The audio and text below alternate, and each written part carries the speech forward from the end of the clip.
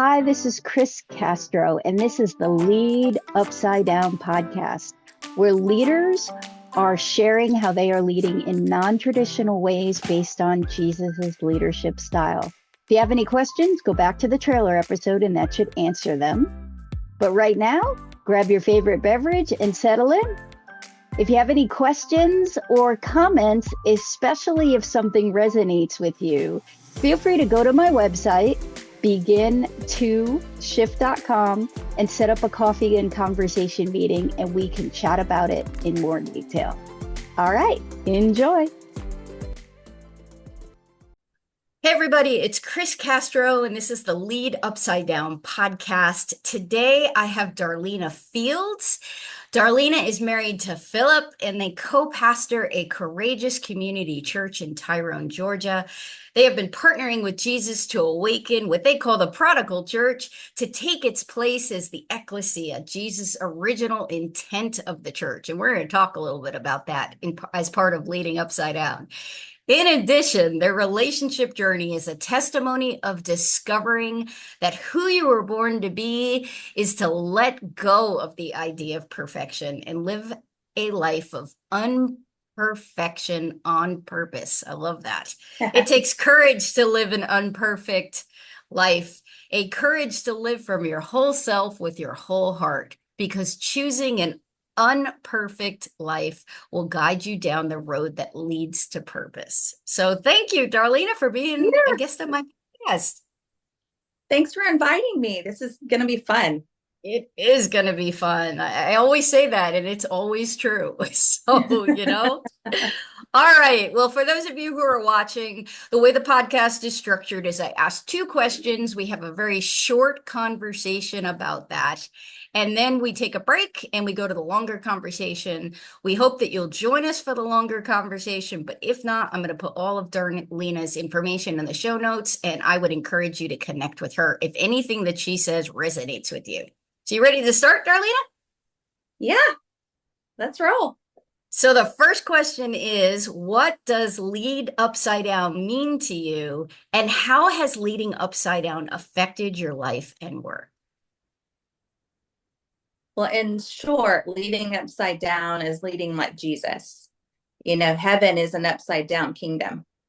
And that would be leading like God intended in the kingdom, which is upside down to the typical leadership model where you have the leader on top and all the team below and the leader calling all the shots. You flip that upside down and you've got the team on top, the leader down below who's being a servant leader, serving his team. And just like Jesus said, he came to lay down his life. That should be the attitude. We're willing to lay down our lives. And it's really unusual. It's completely opposite of what I believe that you see in the world and even in the church. Sad to say, but yeah, that's my initial response, just right out of the gate. And for those who are listening, who either have never led upside down before or have been doing it but may want some insight about how to do it better, what would you suggest?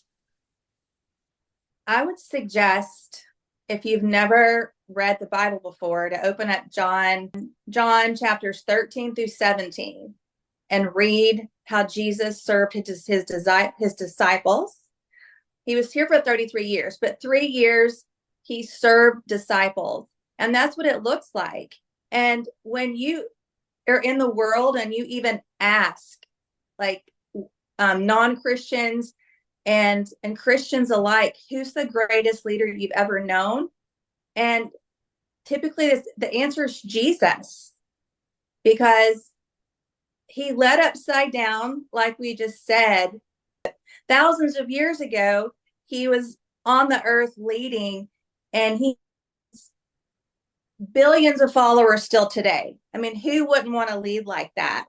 I mean, that's legendary, right? Absolutely. leading upside down is just like you said, it's leading like Jesus. And sometimes there are consequences to that, depending on who you're with and the decisions you're making. Your story is pretty amazing in terms of all the things that happened to you, how you met Philip, your whole marriage story, and then the way you run your church and the different season that you're in now with how you're running your church. There are tons of stories in there, but I would love for you to pick one story to start with to showcase how you've been leading upside down personally, and then how you and your husband are leading upside down together. Okay, I'll start with 4 years ago during a prayer meeting for the 2020 election. I heard the Lord speak to me and say, it's time for a brave new breed of believer. And he expounded on that. Of course, when I say he, I'm meaning the Holy Spirit expounded on that, saying that 2020 marked an end of an era, and it was time for a new era, like a whole new book opening up, and that the season of the passive, apathetic Christian that stays seated and doesn't use their voice is over.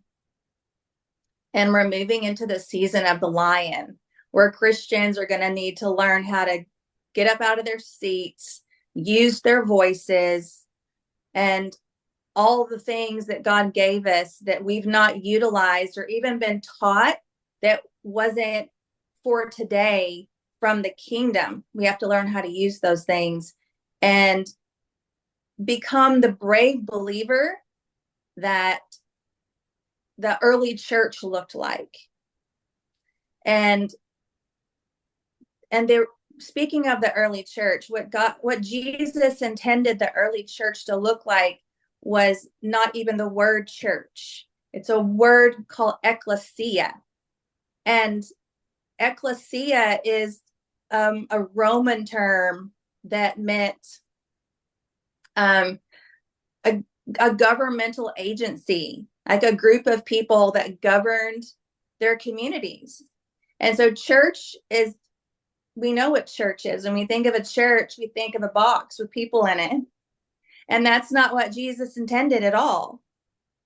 He picked that Roman term. He could have used tabernacle or church, but King James actually didn't like that term. He wanted it taken out of the Bible. He didn't want even people to know that they had power and authority to rule, because he wanted to stay in charge. So he had church put in there, but in reality, I'm giving a little history lesson here. We're the ecclesia. The ecclesia is a mobile governing unit. We were never meant to sit in boxes and hover together till Jesus returns. We're to be taking dominion. We're to be occupying until Jesus returns, and having influence in all the 7 mountains, meaning all the pillars of society, government, education, the entertainment industry, all those areas, particularly our family. And so I said yes to Jesus in that moment to assist him in raising up a brave new breed of believer. And I mean, in the moment, you don't even know what that looks like. And when he asks you something huge like that, I mean, your first thought is, I don't know how to do that. And if I had entertained that thought, I would have never said the hard yes. I was like, okay, Jesus, I don't know what that looks like, but I'm going to say yes and trust that you asked me because I have something to contribute. And so a few weeks later, we felt like the Lord told us to start a church. And we named it Courageous Community Church because we started it during the pandemic, when churches are shutting down or not gathering. And we started one. And we didn't start it, or do your typical church plant where we market properly, pass out flyers to the community, put a bunch of posts and really hit the social media heavy, inviting people, because we knew that this brave new breed of believer wasn't just any old person. It wasn't just everybody from the neighborhood and trying to get a big gathering. So we said, Lord, who are the brave believers? And you gather them, you pull them together and bring us together so we can create this community that you're asking us to create. And amazingly, just like without us even understanding how it happened, all of these amazing leaders from our community, from all different denominations, came together and under one cause. We were all had same different spiritual backgrounds and doctrinal beliefs, but our main cause was to preserve the church and save the nation. And so we just got busy doing that. And it's amazing how a cause will bring people together. And what doing that looked like was starting a school. That's the first thing we did, because we realized we can't train up a brave new breed of believer just on Sunday morning. And so we started a school and began to give people tools. We taught them like the truth about the founding of our nation and our Christian history that's been deconstructed and in our current school system now, to the point where what children are taught is not even true. And they're taught that America was bad. And that's a soapbox that I could totally go off on. But we began to teach that truth. We opened up church history and started teaching about church history. But then we also started talking about topics that are going to transform us into these brave believers, like the topic of courage and worldview and identity and purpose, and realizing that there was blueprints that had been left for us to show us what this looks like. The early church left us a blueprint. The Pilgrims left us a blueprint with the monument of the forefathers that's up in, I think it's Pennsylvania. And, our founding fathers left us a blueprint. So I pulled all these blueprints out and we began to study them and show what it looked like to come against tyranny and civil disobedience, and what the Christians during the communist era of Nazi Germany and the Soviet Union, like Alexander Solzhenitsyn, what he left us words. He left words for the world, like to only live in truth, to live not by lies. So we pulled all those things out and started reading what these great men and women, these warriors of God, have left us, and began to study that and to give us a picture of what we should look like today. So I know I just talked a lot. I'm just going to stop, pause, and take a breather and give you a second to process what I just said. Well, Darlena and I have had some casual conversations around this before, so none of this is new to me, but it's probably new to the audience. I just want to clarify, because the word dominion can totally be taken wrong if somebody's hearing it from a certain perspective. I believe that Darlena will agree with me. Dominion is not about controlling the area around you. It is about standing up for the biblical values that Jesus stood for and being a light of influence in the area. Free will is free will is free will. If people want to choose to say, be, and do certain things, we might not like it, but they've got free will, and we've got to be okay with that.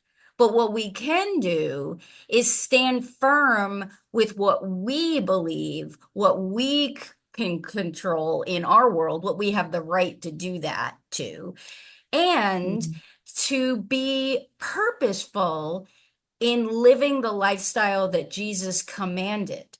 And just like the early church, in a pagan world that was full of other gods and full of really weird things going on back then, when the church, the Ecclesia, lived their life, it was so different from culture. People started going, why are you being nice to me? Why are you serving me? Why are you doing X, Y, and Z? Because that's not normal. And they started developing relationships with their community. And eventually, the life that they lived became so attractive that people started wanting to know about the reason why, which was Jesus. And some of them became Jesus followers. So dominion is not about control. It's about taking control of your life and your world by biblical principles and just being a light in it. Would you agree? Yeah.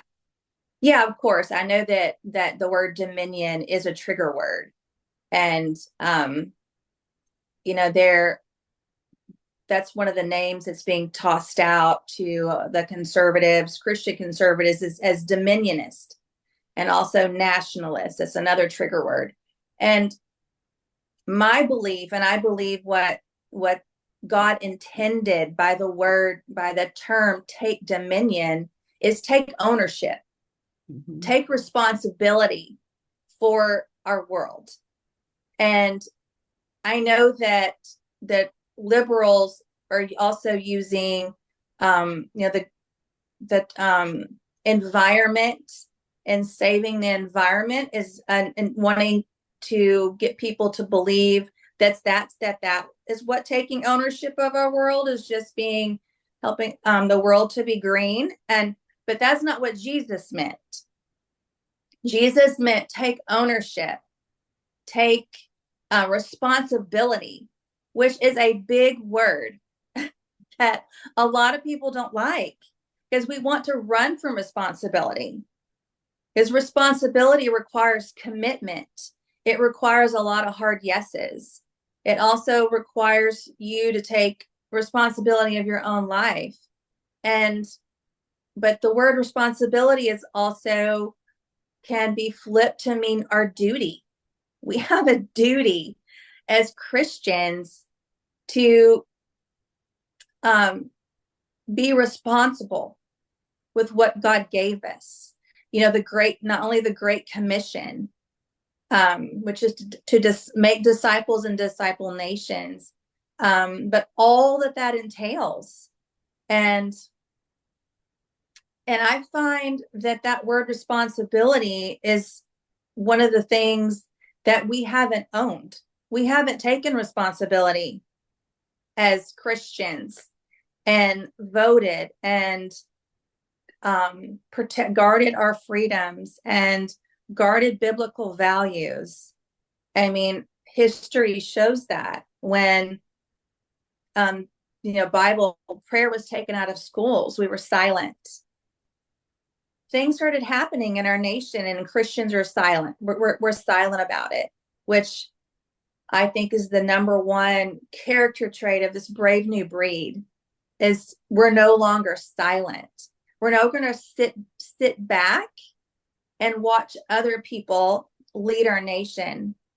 And when I think of the word responsibility, I think of the scripture in James that talks about the sin of omission. The sin of omission is knowing what to do, but choosing to do nothing. And we're going to have to stand before the Lord someday on our day of reckoning and give an account for what we did with our lives. Were we responsible? Did we fulfill our duty? Did we take ownership of our lives? It's not just about being a good little person and doing good deeds until, our last breath.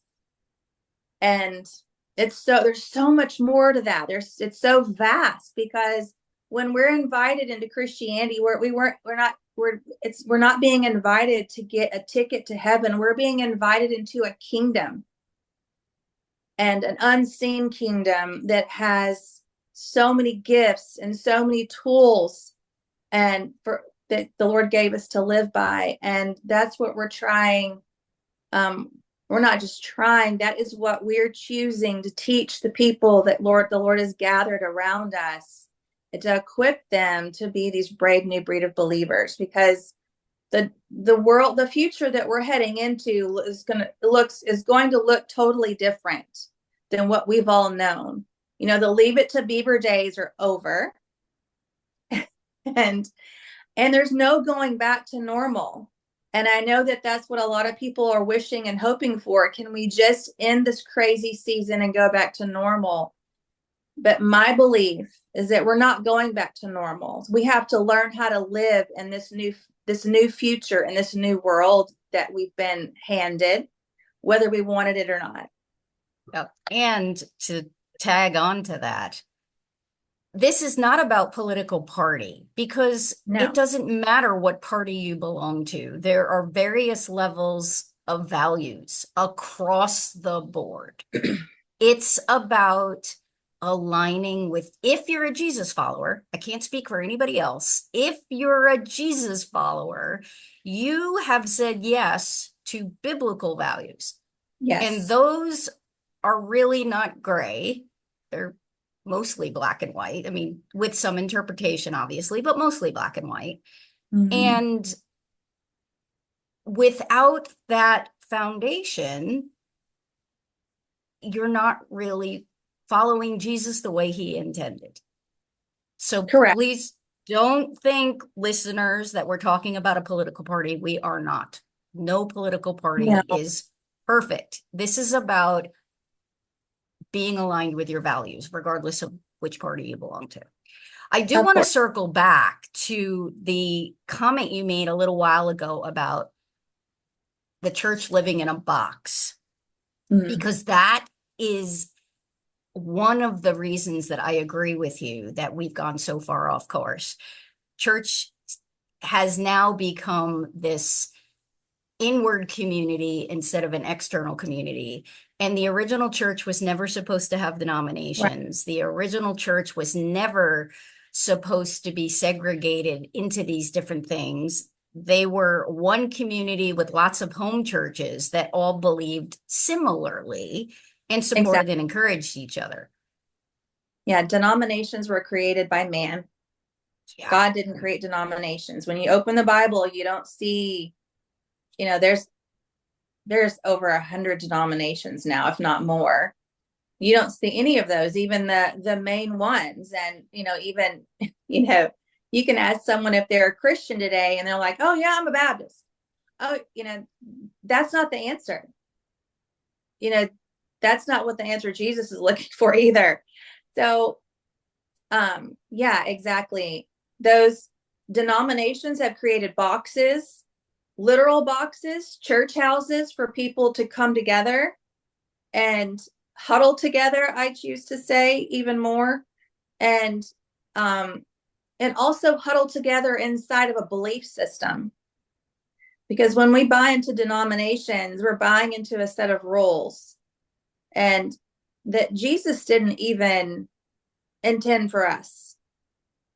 And the kingdom is not about a rules, about a list of rules of things that we don't do. The kingdom, it's like the upside down. Like I said, I started out saying it's an upside down kingdom. It's focused on how we should live.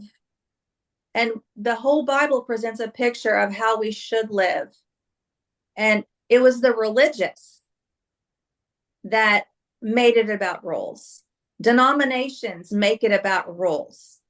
And that's not what Jesus intended. Jesus came to set us free from the law of sin and death, from all the rules. Of course, that doesn't mean that we don't live by his commandments. He says, if you love me, you will obey my commandments. So he didn't throw out the principles to live by. But there's a Grand Canyon in between living religiously and living in relationship with Jesus. Yeah. And speaking of relationships, I want to transition over to the other part of your story, which is Philip. I've read your book, and it was really, really a wonderful, amazing story of two people who ran with Jesus and came to the end of themselves and learned to be married. And we don't have time for the whole story, but I would love for We learn you not to to kill each other. as most couples do. I would love for you to share a little bit about how both of you led upside down into the marriage that you have today. And again, we don't have the time for the whole story, so kind of the snapshot view of that. And then people can buy the book and get the whole story. Okay. Now, here's the book, by the way, that we're transitioning to, Unperfect Marriage, that you can download on Kindle, find an Audible, or on our website, darlenafields.com. But just to answer your question in a nutshell, what led us into this season was Philip getting really, really sick, to the point we thought that he wasn't going to, that he might die. And I went into such a deep depression that I became suicidal and wanted to die. And so we came to the end of ourselves, so to speak. And in that season, it just caused everything to flip upside down, because when you're in that kind of despair, and it changes your perspective, all your values, what really matters. And our story is the Lord healed us. Philip got physically healed, and I got delivered of suicidal depression, and our lives just flipped upside down. And our lives started over. And when we started over, we had different values, and life had a different meaning for us. And we took a look at our lives and all the things in it that we were taught that really mattered. That, like you're taught that you do all the right things, you go to the right school, you find the right church, you marry the right girl, the formula that we were given by the world that tells us that's defined success. And what we discovered is that where you really find joy and happiness is not in all those things, not in doing all the perfect things, but you find joy in everything that you looked for in the imperfect, in the messy, in the middle. And when you've taken your mask down and you have obliterated fantasy so that you can actually see your spouse for who they really are, that's where we found everything that we had dreamed of. Not that we fantasize about, but what our heart longed for. So that's what a dream is. It's the longing of your heart. A fantasy is something that can never come true, only on the movies. So that's how we wound up writing the book, just because of that revelation that we had been comparing ourselves to this fantasy that we had. And as long as you hold your spouse up, or your children, or anyone up to the fantasy that you have, they will never measure up. And once we were able to do that, obliterate the fantasy and see each other for who we really were, we were able to fall in love all over again and start our family over again. And that's how we wound up writing The Unperfect Marriage. Mm-hmm. Well, thank you for sharing that. As we kind of close out the podcast, I just want to open the floor and just give you a chance for any final thoughts for the audience in terms of anything we spoke about or anything the Lord put on your heart. Well, my final words that kind of encapsulate everything we've talked about today. I think the most important thing that you have to know yourself to lead yourself. And I talked about taking responsibility in regarding this brave new breed, and then we moved into unperfect. In both of those perceptions, you have to take responsibility for yourself. You can't lead until you become somebody that's worthy to be followed. And you can't even lead in a marriage until you take responsibility for yourself and work out all the things, take deep dives into the pain of the past, and get past all of those perceptions, false beliefs, limiting beliefs, and lies, so that you can stand and be present in your current life as the person, like as your true self and not an ideal self, because we can only be our true selves when we have pushed past and worked through all those things, so that there's no things in our hidden things in the closet and triggers from the past. So that'd be my last words, is that at the end of the day, it's all about working on yourself first, knowing yourself, leading yourself first. Know yourself to lead. Yeah, does that make sense what I just said? Absolutely. Absolutely. And what comes to mind is, it's really like the Lord's Prayer. The Lord's Prayer is about you and what you're doing and what you're thinking and how you're trusting. And looking at you allows you to be the best worker for Jesus. So I completely agree with that. So thank you again for being a guest. It was great to have you here. For those that are listening, please go down to the show notes. Her church has a YouTube channel. You can catch some past messages that they have. There's a link to her book there. I would encourage you to get it. If not for you, if your marriage is doing well, if you know somebody's marriage that's not, buy it and send it to them as a piece of encouragement. And they're just a great couple. I'm honored to know them, and you should get to know them too. So thanks everybody for listening to the podcast.